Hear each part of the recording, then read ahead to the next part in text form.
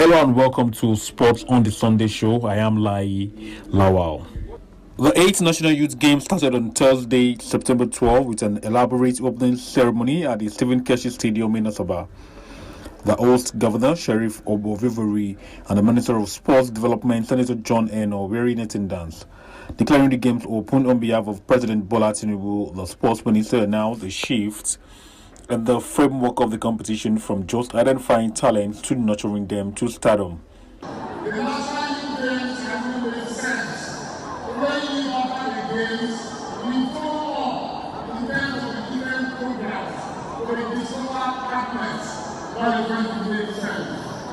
Throughout the 7 previous editions of these games have become a beacon of hope for the utilization of the sports sector. On his part, Governor Obevevori enjoined the over 5,000 athletes to compete fairly, while also reiterating Delta State's commitment in fostering peaceful coexistence among Nigerian youths through sport. As I observed last year, the National Youth Games has proven to be cost-effective and reliable tool to promote national unity and advance the development and peace agendas for both the national and sub-national governments. Meanwhile, star Amarachi Chijoke, representing Edo State, emerged as the first gold medalist in weightlifting. The Edo State athlete swept all available medals in the female weightlifting. She lifted 45 kg in clean and jerk, 56 kg in snatch, and 71 kg in total. Up to 5,000 athletes representing the 36 states of the Federation, including the Federal Capital Territory, are taking part in the competition, which ends on September 19.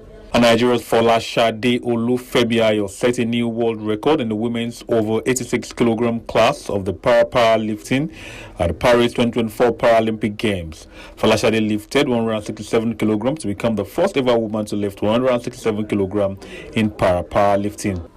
She lifted 166 kg in her second attempt to cancel out her own record before setting an unprecedented 167 kg mark. Folashade's feat at the Paris Paralympics ensured that Team Nigeria closed the competition with a total of 7 medals, 2 golds, 3 silver, and 2 bronze medals. The People's Republic of China topped the overall medal table with a total of 220 medals, 94 gold, 76 silver, and 50 bronze medals.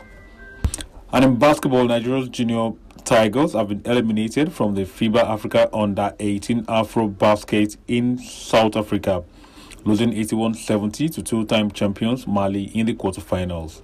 In a closely contested match, Nigeria took an early lead, outscoring Mali 23-19 in the first quarter. However, Mali took the lead going into halftime with score at 40-38.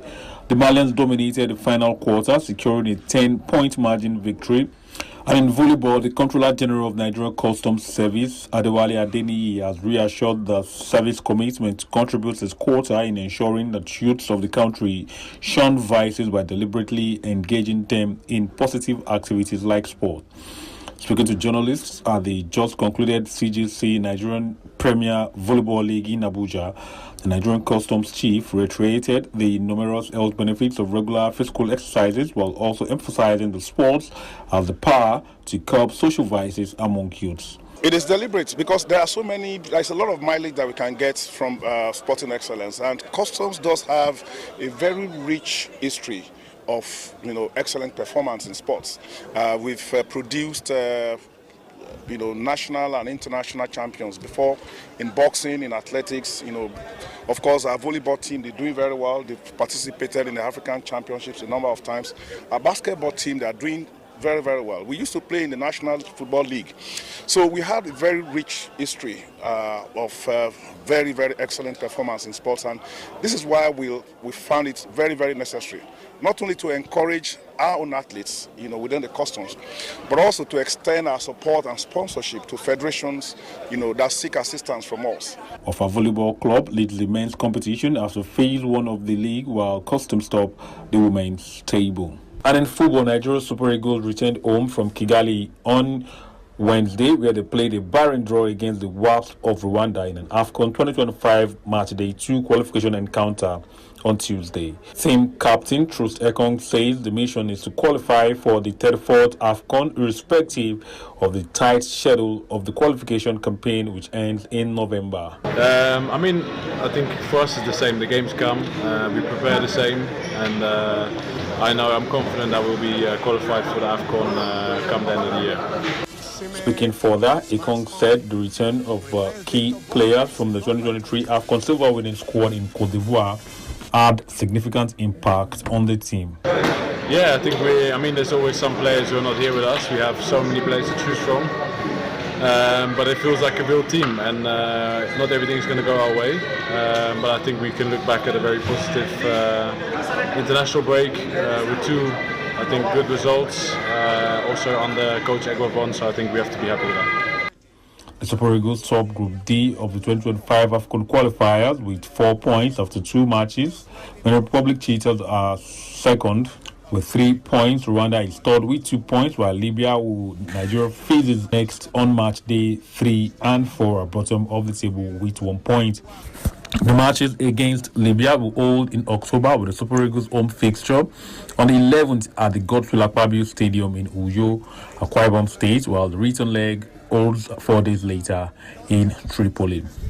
Now, staying with football, Nigeria's Falconers were knocked out of the FIFA Under-20 Women's World Cup in Colombia after a 2-1 defeat to Japan in the round of 16 on Friday. 2018 champions, Japan dominated from the start and took the lead in the 33rd minute through Miyu Matsunaga's header.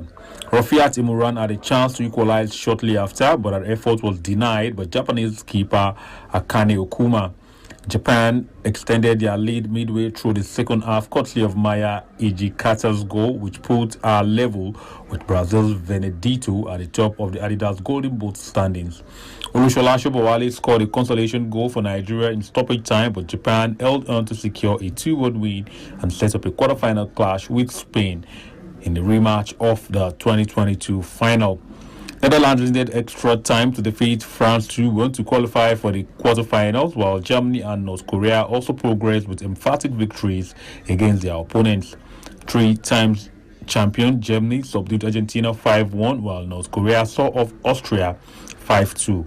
Quarterfinal matches begin today. Brazil will take on North Korea, while Netherlands are engaged host Colombia.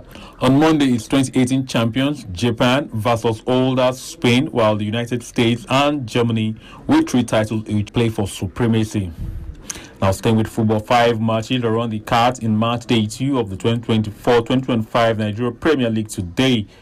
Early leaders, Kano Pillars, will look to extend their lead on the table as the visit Yenagoa for a date with Bayelsa United. Shooting Stars and Plateau United rekindle old rivalry, while Bendel Insurance visit Katsina for a date with Katsina United. It's Niger Tornadoes versus Nasarawa United in a North Central derby, while Akwa United and Abia Warriors trade tackles.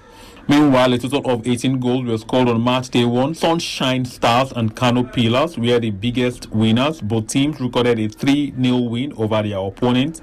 Sunshine Stars shone over Bayelsa United, while Pillars taught newcomers Ikorodu United their first lessons of the top flight. And in England, Arsenal manager Mikel Arteta has signed a contract extension until 2027. The 42-year-old, a former player with the Gunners, has impressed since joining the club in 2019. He won the FA Cup in 2020, as well as finishing runners-up in the Premier League in the last 2 seasons. Arsenal will currently lie 4th in the current campaign, play North London derby Tottenham later today.